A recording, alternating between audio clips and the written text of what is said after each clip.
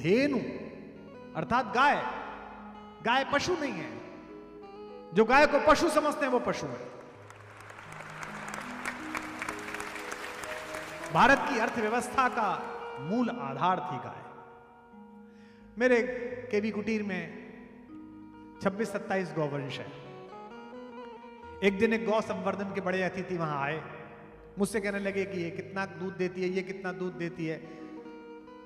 अधिकांश तो आपके यहां से गई हुई गाय हैं, गिरवंश की हैं, कुछ स्वर्ण कपिला हैं, कुछ थार पारकर हैं। तो कहने लगे कि ये कितना दूध देती है।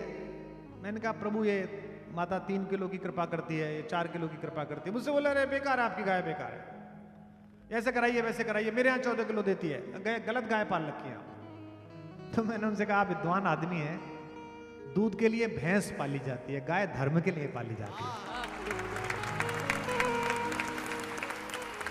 दूध तो बहुत सारे पशु देते हैं, गाय धर्म के लिए पाली जाती है। गाय न हो तो किसके गोबर का लीपन करके मैं गौरी को बिठाऊं? गाय ना हो तो किसके घी से मैं भगवान का भोग लगाऊं? गाय ना हो तो किसके दूध को डाल के मैं पंचामृत तैयार करूं?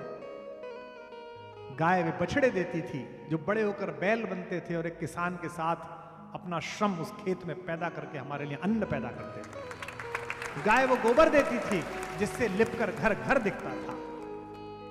गुरुजनों का, मुनिजनों का, उन विश्वविद्यालयों का बेसिक आधार थी गाय।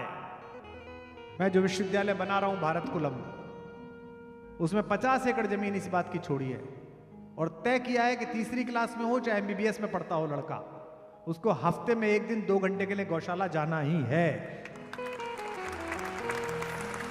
यहां जितने लोग बैठे हैं, जीवन जीने के लिए एक फ्लैट खरीद लिया हो तो अहमदाबाद के किसी बिल्डर के फरेब में आकर 1.5 करोड़ रुपए दूसरे फ्लैट में मत लगाना।